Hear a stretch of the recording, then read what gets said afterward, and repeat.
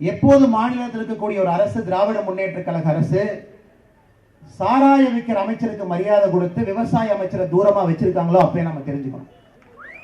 இந்த அரசை பொறுத்தவரை நீங்க எல்லா விழாலையும் பார்க்கலாம், சாராயத்தை விற்கிற அமைச்சர் பக்கத்தில் இருப்பார், உதயநிதி ஸ்டாலினை சுத்திக்கிட்டே இருப்பார், முதலமைச்சருக்கு பக்கத்திலே சேர் போட்டு உட்கார்ந்து இருப்பார், எல்லா பக்கம் அதிகமா சுத்துவாங்க.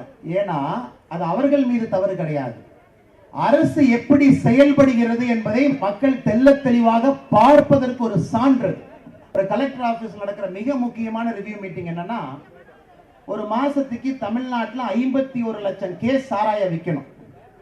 இந்த மாசம் அதிகப்படுத்தி இருக்கீங்களா, இந்த மாசம் அதிகப்படுத்தி இருக்கீங்களா, 33,000 கோடி நம்ம சாராயத்திலிருந்து டாஸ்மாக்ல இருந்து வருமானம் வருது, அதை 35,000 கோடி ஆக்கலாமா, 40,000 கோடி ஆக்கலாமான்னு ஒரு அரசு மாதம் மாதம் ரிவ்யூ மீட்டிங் போட்டு கலெக்டருக்கு அறிவுறுத்துறாங்க.